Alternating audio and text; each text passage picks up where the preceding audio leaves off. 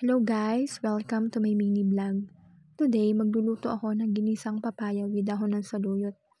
Sabi kasi nila masarap daw yan. 'Di ba? Yung papaya, ilalagay lang yan sa sa manok. Tinola, tapos yung kasama dapat ng papaya is dahon ng malunggay, tapos yung dahon ng sili. Pero itatry ko ngayon yung dahon ng saluyot. Alam nyo ba, first time ko talagang kakain yan. Tapos ayan na nga, ginisa ko na yung bawang sibuyas. Sinunod ko naman yung master. I-try nyo din to guys, kasi masarap pala siya. Tapos dito sa probinsya, marami ditong gulay kaya talaga libre. Tapos ang healthy pa, 'di ba? Hindi mo na kailangan bilhin yan yung gulay kasi nasa paligid mo lang meron ka na. Tapos ayan guys, after nyan is ayan, pinalo-halo ko na siya.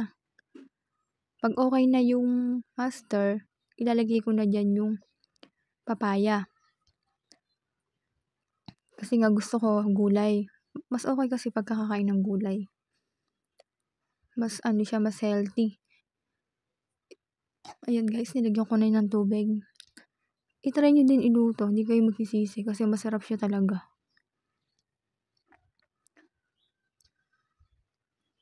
So, ayan guys, sinalo-halo na lang yan. Pagka, ayan guys, malambot na.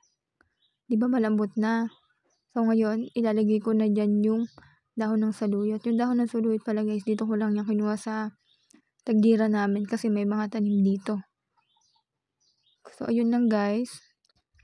Maraming salamat. Pa-like, follow, and share naman ang video na to. Comment ka din kung ano yung next na iluluto ko. Para